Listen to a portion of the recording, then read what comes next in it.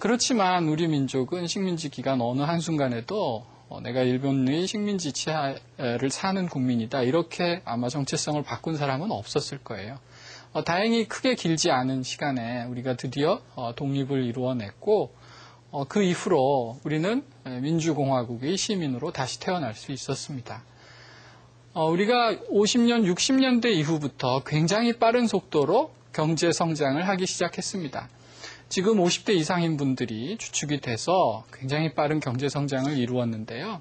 그때 나온 여러 가지 영화나 광고나 또는 그때 분들의 증언을 들으면 다들 나는 누구냐라는 대답을 나는 산업화의 역군이다. 이런 말로 대답을 했습니다. 그 당시는 우리나라 굉장히 경제적으로 어렵고 국민소득이 1인당 100불도 안 되던 시기가 있었거든요. 근데 지금 2만 불이 됐고 안 됐고 하는 정도의 수준까지 이루려면 전 세계에서 이렇게 빠른 기간 동안 이렇게 빨리 경제가 성장한 적이 없는데 이런 성장을 이룰 수 있었던 데에는 온 국민이 스스로 나는 우리나라의 산업화를 책임지는 역군이다. 이렇게 생각을 했던 것이죠. 그래서 80년대 들어서면서 우리나라가 국민소득이 이제 1,000불이 넘기 시작하고 어느덧 이제 후진국이 아니라 개발도상국, 중진국 또는 세계 15위권의 경제대국 하는 얘기를 듣기 시작하게 된 것입니다. 그래서 70년대, 80년대에는 우리 스스로를 산업화의 역군이다. 이렇게 자기 인식을 했던 것이죠. 80년대 후반부터는 민주화의 시기입니다. 우리가 경제적으로는 성장했지만 정치적인 자유는 상당히 억압을 많이 받았었는데요. 그런 민주화도 우리가 사실 비교적 평화로운 방법으로 이루어냈습니다. 그 당시 사람들에게는 나는 민주시민이다 하는 자기 정체성이 훨씬 더 컸던 것 같아요. 그래서 사람들이 스스로 민주투사고 민주화의 핵심이다 이렇게 생각을 해왔던 것 같습니다. 이런 자기 인식이 1997년도에 사람들은 IMF 경제 위기라고 부르는데 우리가 커다란 경제의 위기를 한번 겪었습니다. 97년의 경제 위기를 겪고 나면서부터 우리 국민들의 자기 정체성에 대한 인식이 굉장히 달라졌습니다. 이제 드디어 우리가 스스로 나는 소비자다라는 생각을 강하게 하게 됐다는 것입니다. 사실 90년대 이전까지만 해도 사람들이 소비라는 단어에 대해서 인식은 별로 좋지 않았습니다. 제가 학교 다닐 때요, 물론 교복을 입었는데 교복 왼쪽에 이런 팻말을 달게 돼 있었어요. 대체로 이런 내용입니다. 소비 절약, 국산품애용, 물자 절약, 저축 증대 이런 거 붙이고 다니지 않으면 교문에서 선생님한테 혼나고 그랬던 적이 있어요. 그렇게 배울 때에는 우리가 소비는 죄악이고 그 소비하지 않는 돈을 아껴서 은행에 저축하는 것이 미덕이다. 이런 생각을 굉장히 강하게 가지고 있었죠. 하지만 90년대 들어서면서 바뀌기 시작했습니다. 우리가 국가 경제를 끌고 가는 것은 소비자와 기업과 정부의 세 주체가 서로 힘을 모을 때 국가의 경제가 성장하는 것입니다. 정부는 보통 재정 지출을 하고 기업은 투자를 합니다. 그러면 가게에서는 어떤 일을 하느냐면 소비를 하는 것이죠. 그래서 어느덧 가계의 소비, 그러니까 일반 소비자들의 소비가 늘어나는 것이 경제를 움직이는 동력이라는 그런 생각을 강하게 갖게 된 것입니다.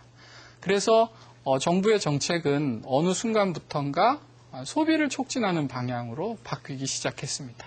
대표적인 것이 신용카드의 발급을 굉장히 기준을 완화하고 더 많은 사람들이 신용카드를 가질 수 있게 그렇게 정책을 편 것이라든지, 사실 우리나라가 발전연대에 은행 예금 금리가 굉장히 높았거든요. 근데 계속해서 저금리의 기조를 유지한다든지 하는 것은 계속 소비를 살려서 우리 경제를 끌고 가겠다 하는 것입니다. 요즘 어느 고등학생도 가슴에 소비 절약이라고 팻말을 붙이고 다니는 친구는 없습니다. 대신 신문의 경제면을 펴면 요 1, 4분기에 소비자 지수가 떨어져서 경기가 위축될 것 같다, 큰일 났다, 다 걱정하는 우려의 빛이 더 커집니다. 이것은 사실 우리가 절약과 근검과 국산품 애용만을 외치던 전 시대와 구분하면 굉장히 놀라운 변화입니다. 그렇기 때문에 이제 소비가 더 이상 죄악이거나 윤리가 아니고 즐거움이고 쾌락이다 하는 생각이 사실은 우리나라의 경제 성장 단계로 보아도 그런 생각을 가질 수 있게 한 그런 시대가 되었다는 것이죠.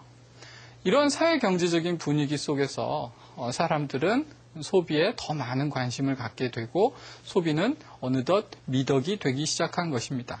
박재가 선생의 글에 보면 소비는 우물과 같아서 쓰지 않으면 말라버린다. 자꾸 퍼내서 써야 물이 새로 차는 법이다. 이런 말씀을 하셨다고 했는데 제가 고등학교 때 그 글을 처음 읽을 때 이런 이상한 말이 있지? 그렇게 생각을 했어요. 하지만 지금은 누구나 다 그런 생각에 동의를 한다 하는 것이죠. 이처럼 사회적으로도 그러니까 우리 굉장히 커다란 흐름에서의 그 시대적인 인식을 보아도 그렇고 우리 대한민국이 가지고 있는 굉장히 압축된 경제 성장의 과정에서도 그렇고 소비는 우리에게 굉장히 이제 중요한 이슈가 되었고 경제를 움직이는 아주 큰 동인이 되고 있다 하는 것입니다.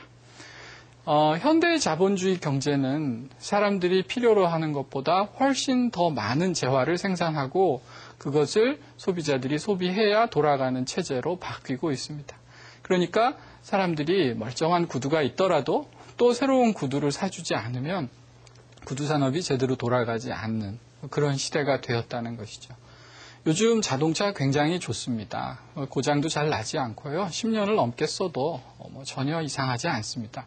그런데 사람들은 평균 한 5년이 넘기 시작하면 새 차를 갖고 싶고 멀쩡한 차도 굉장히 낡아 보이게 느껴집니다. 그래서 새 차 광고가 나면 이번 차면 참 차를 한번 바꿔볼까 이런 생각을 하는 분들이 참 많아졌죠.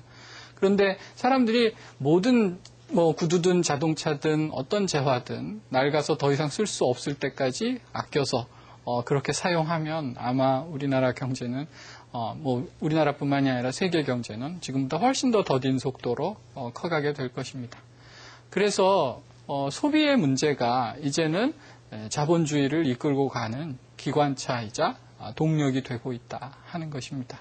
그래서 이 현대 소비 사회라고 우리가 부를 때는 우리 소비자들이 멀쩡한 구두가 있지만 이번 여름에는 좀 더 새롭고 예쁜 구두를 사고 싶다 하는 욕망을 가지는 것이 가장 중요한 핵심적인 자본주의의 동력이 됐다는 것입니다. 그러니까 우리가 커피 한 잔으로 나를 표현하고 예쁜 신발을 신고 싶은 욕망은 사실은 우리는 굉장히 개인적인 욕망이라고 생각을 합니다. 흔히 주위에 야 너는 왜 이렇게 새 상품만 좋아하고 그리고 요새 신상녀 그런 단어도 있죠. 그래서 신상 이런 걸 외치는 친구들이 많은데 그건 이제 개인적인 윤리의 문제로 많이 이야기하는데 사실은 그것이 굉장히 구조적인 문제고 사회적인 문제로 변화하고 있다 하는 것입니다. 그러면 이러한 변화가 우리 개개인 소비자의 가치관을 어떻게 바꾸어 놓고 있는지 한번 얘기를 시작해 보도록 하겠습니다. 제가 얘기를 좀 더 쉽게 하기 위해서 조금 오래됐습니다만은 어느 광고 하나를 가지고 왔는데 요거 잠깐 같이 보시고 얘기를 나눠보도록 하겠습니다. 잠깐 같이 보시죠.